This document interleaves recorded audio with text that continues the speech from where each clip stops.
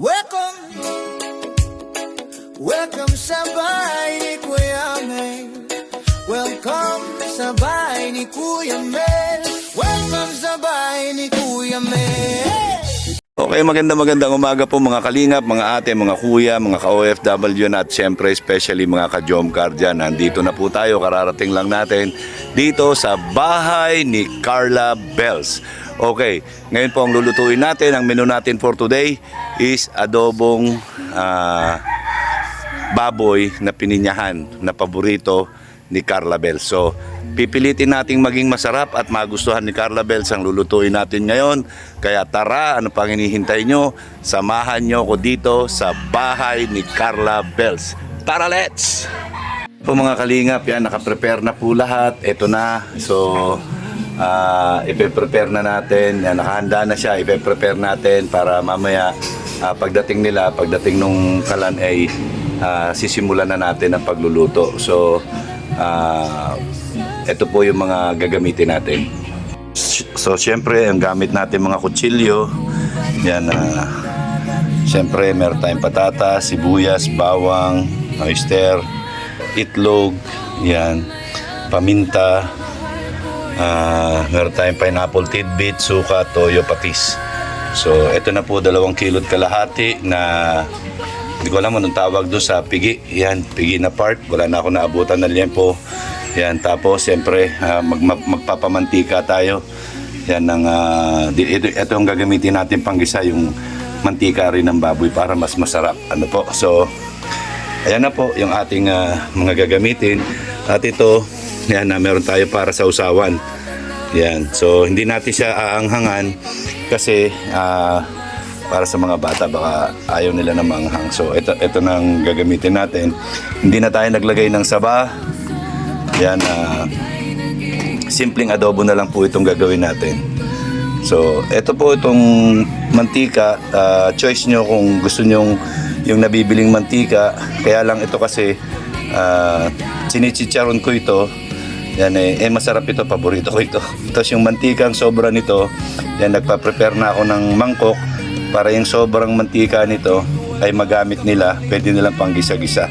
Masarap din po yun. So, ayan, 2.5 kilo ng baboy. Yan, at saka syempre, ayan. So, ayan na po ang ating mga gagamiting sangkap. So, umpisa na po natin ang paggagayat para sa preparation ng ating pagluluto. So ayan na po, ayan mga kalingap, mga ate, mga kuya, naka-chop na po. Ayan, hindi na natin nilagyan ng luya. Ayan yung patatas, itlog, ayan mga pansangkap natin. Okay, so chinap-chop ko na rin po itong impilya ng baboy para pamantikain. Ayan yung sobra na to ay iiwan natin kay Nanay Cynthia para pwede niyang gamitin pang gisa-gisa, no? Mas masarap. So okay na po, prepare na rin yung kalan natin. Yan, may apoy na. So, sasalang na po natin. Okay. Let's go. So, ayan po. Ilalagay na po natin yung ilalagay na po natin yung baboy. Gigisa na po natin.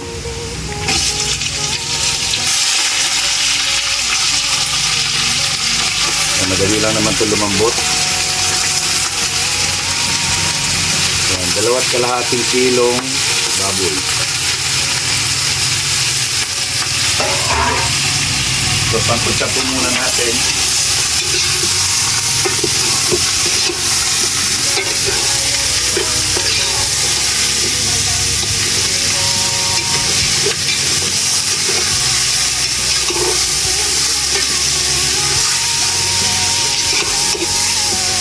Mekos-mekos lang po, mekos-mekos.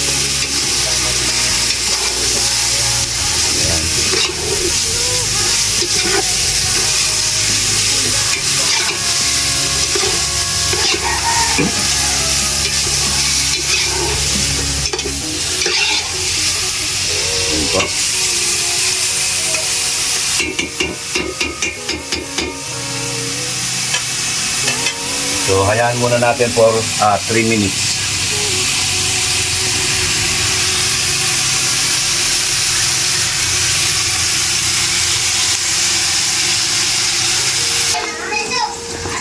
So ayan po. Yan, pakuluan muna natin. Titimplahan na po natin ng sukat toyo. Yan. So, ayan po mga kalingap, mga ate, mga kuya, mga ka-jomcar, mga ka-OFW. Yan, para lambutin pa po natin yung baboy, medyo kulang pa sa lambot. Tapos ilalagay na natin yung patatas. Tapos titimplahan na po natin.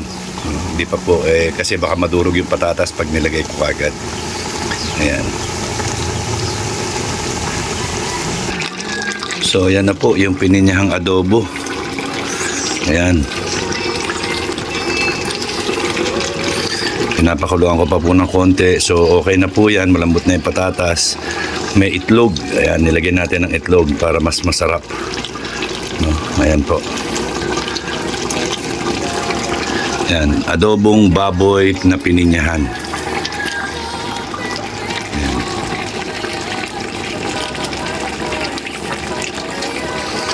So, ayan po, hindi na natin nilagyan ng sili para yung mga bata makain po. So, sabi ni Virador saka ni Jonel okay na daw po yung timpla. Kasi wala sa mood yung panlasa ko ngayon, kaya pinatimpla ko sa kanila, sila yung nagano ng timpla. So, okay na, medyo malambot na.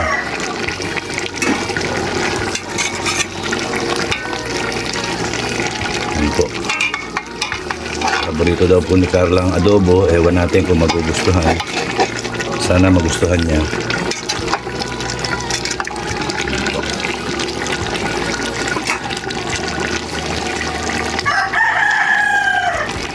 So, in about 2 minutes, okay na po ito. So, ito na po yung para kay Carla Bells at sa pamilya niya. Ayan, ito na po, nag-separate na tayo. So, para pwede na silang kumain anytime. Ayan po, ayan, mga kalingap, mga ate, mga kuya, mga ka-jomcar. Adobong pininyahan sa itlog. Dito sa bahay ni Carla Bells. Yan. Diba, sarap po. So, ayan po mga kalingap, mga ate, mga kuya, yan na lang po yung natira. Hindi pa dumarating sila Kuya Bal, so hinihintay po natin. So, ayan po, ayan, sana magustuhan, pagdating. Ayan po. So, nakakain na po lahat. Nakakain na lahat. Tatrabaho na po sila ulit. Ayan, tayo po ay paalis na. O yun po yan, maraming salamat po sa nag-support sa aking live kanina. Yan, panoorin niyo po sana itong maiksikong vlog para sa aking pagluluto dito sa bahay nila Carla Bells. Yan. Yan, kanina po yan nandito si Carla Bells. Nagpunta sa school graduation ng kanyang kapatid na bunso na si Amber.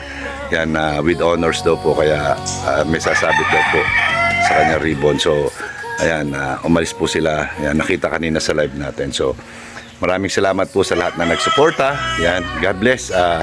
Sana po suportahan niyo po lahat ng mga vlogs namin. Ayan, mapa-charity man o mapa-live o reaction. Sana po suportahan natin. Salamat po mga ka-Jomcar community, ka-EDC community, at sa lahat ng mga team. Salamat po. Ayan, God bless and I love you 3 times a day.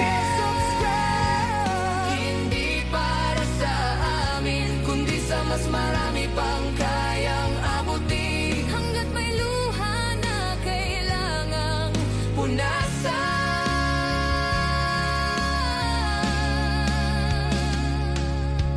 Hindi kami titigil sa pagtulong kailanman.